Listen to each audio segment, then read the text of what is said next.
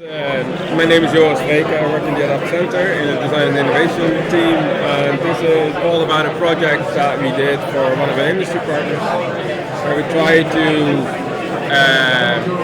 visualize and interact with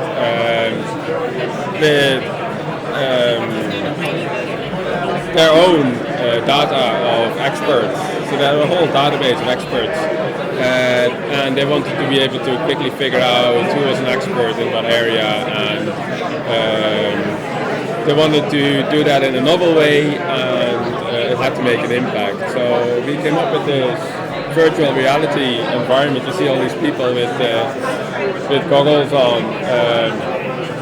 And it's basically a Guess Who on steroids. You just provide some criteria, and everybody who doesn't matter moves to the background, and everybody who is important or relevant to your question moves forward. And you can easily see then who you need to look at.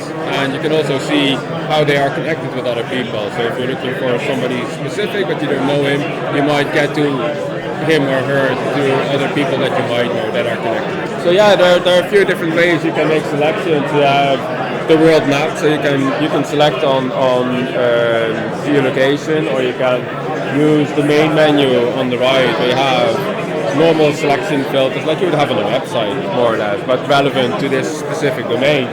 And then there's some ways that entities are selected by the system by looking at news feeds, news sources, by social media, anything that might be relevant to this.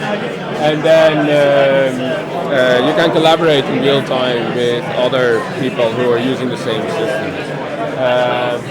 And that's basically it. That's all I can say about it. It's very applicable to as a way to visualize large amount of data with specific user interest. So you can think of medical applications where you have a whole set of data around specific diseases or whatever. So it's give me everybody who's ever been in relation with this type of predicament or whatever, and that would narrow it all down. And you can, it's a really interesting way of visualizing. And the good thing about virtual reality is that the space is infinite. It keeps going on and on forever. So it doesn't matter how big or large or small your data set is. There's always a place for it. So yeah, that's really cool.